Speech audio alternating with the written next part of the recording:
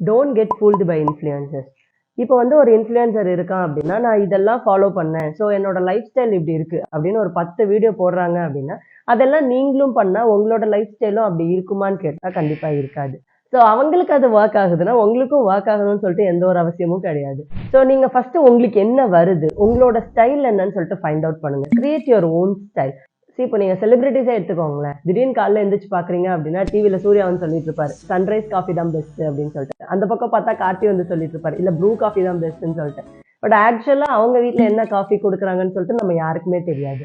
Social மீடியால காட்டுற விஷயங்கள தான் அவங்க ரியல் லைஃப்ல பிரிஃபர் பண்றாங்களான்னு கேட்டா, சோ அது நம்ம யாருக்குமே தெரியாது. நம்ம வந்து செலிபிரிட்டிஸையோ, சோசியல் மீடியா இன்ஃப்ளூயன்சர்ஸையோ வந்து ஃபாலோவே பண்ணக்கூடாதான்னு கேட்டீங்கன்னா, நான் அப்படி சொல்ல வரல. ஸோ அவங்க கிட்ட இருக்க தேவையான குவாலிட்டியான விஷயங்கள் மட்டும் எடுத்துக்கோங்க. தேவையில்லாத விஷயங்கள கெத்துன்னு நினைச்சுட்டு தேவையில்லாத விஷயங்கள ஃபாலோ பண்றத விட, தேவையான விஷயங்கள் மட்டும் அவங்க கிட்ட இருந்து நீங்க எடுத்துக்கோங்க.